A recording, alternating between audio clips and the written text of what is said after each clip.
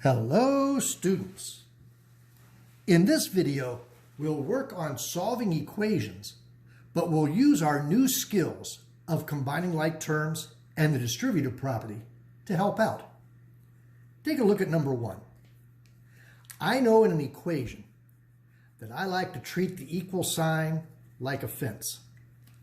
When I'm finished, I'll have n by itself on one side of the fence and my answer on the other. In this case, the n has no number in front of it, so think of that as a 1. But here's the new step. Anytime that there are like terms on either side of the equal sign, we should combine them. This 1 has no variable. This 8 has no variable. Those are like terms. We can combine them. 1 minus 8, that's -7. Copy this side. Now this has an n, and this does not have an n, so those are not like terms. Cannot combine those. If I want to get n by itself, now this 2 has to leave. What's the inverse to addition? Subtraction. We'll subtract 2 from both sides. Positive 2 and negative 2 is 0 plus 1n. Negative 7 and negative 2 is -9. Now to get n by itself, I divide by 1. And -9 divided by 1 is -9. Got it. See how my work makes that nice triangle shape? That's always the goal. Let's try number 2.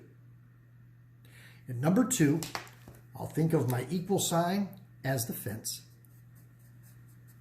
When I'm done, I'll have my variable t on one side and my answer on the other. When I go back to the original problem, I notice that one of the t's does not have a number in front of it. So I'll think of that as a 1. Here's the new step, though. When there are like terms on one side of the equal sign, combine them. This has a t, this has a t, those are like terms.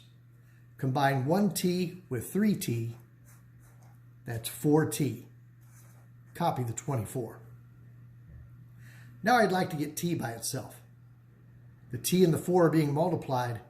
The inverse of multiplication is division. We'll divide by 4. 4 divided by 4 is 1 times t. 24 divided by 4, that's 6. Great. Let's check this one to make sure this is really correct. How do we check? You take that 6 and you plug it back in for t in the original equation to make sure that this is true. If I plug in 6, 6 times 1 is 6.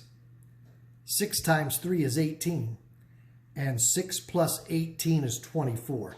6 is the number that makes this sentence true when I go back and plug it in.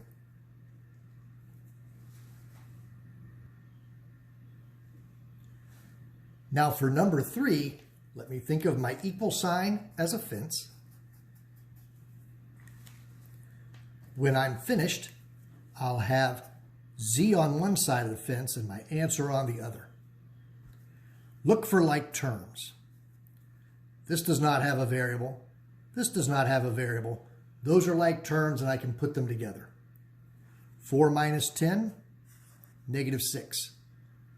Copy the z divided by -3.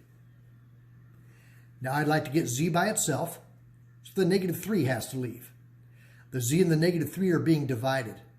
The inverse to division is multiplication. I'll multiply both sides by -3. That way, -3 over -3 is 1 times z. 3 times 6 is 18. And when I multiply with 2 negatives, my answer is a positive. Got it. Here comes number 4. For number 4,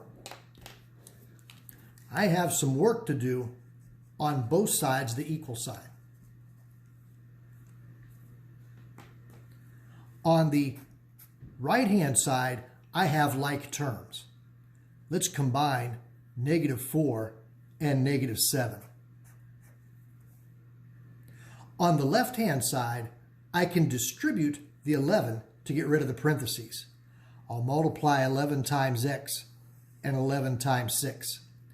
11 times x looks like this, and 11 times 6 is 66.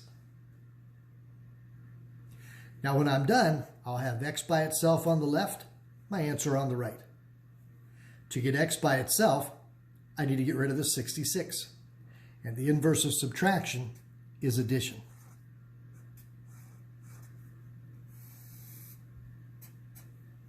-66 and +66 is 0 plus 11x.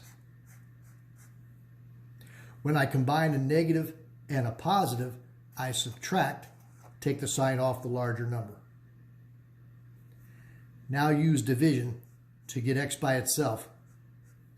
And 55 divided by 11, that's 5. Let's check this one. If I put 5 back into the original problem, 5 minus 6 is -1. -1 times 11 is -11. And -4 and -7 is -11. 5 works when I plug it back into the original problem.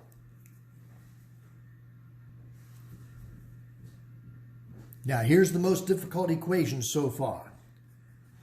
If you can keep this one straight on your homework, you are having a great day. When I'm finished, x on the left, answer on the right.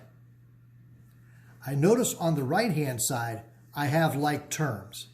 Let's combine the 12 and the 8. On the left-hand side, I can distribute to get rid of the parentheses. Take the -3 and multiply it times the x and times the 1. -3 times x, -3 times 1, and copy the -10. Next line, I'll copy the 20, but I notice on the left-hand side, I have more like terms. -3 has no variable, -10 has no variable. Let's combine them. I'll copy the -3x and combine -3 and -10 is -13. Now I want x by itself. Get rid of the 13. The inverse of subtraction is addition.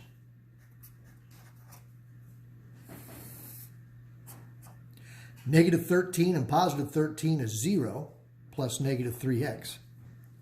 20 plus 13, that's 33.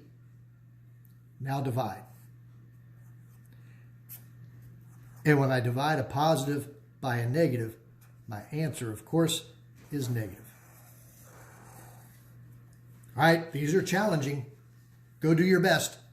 Work some homework problems, and I'll see you later on today.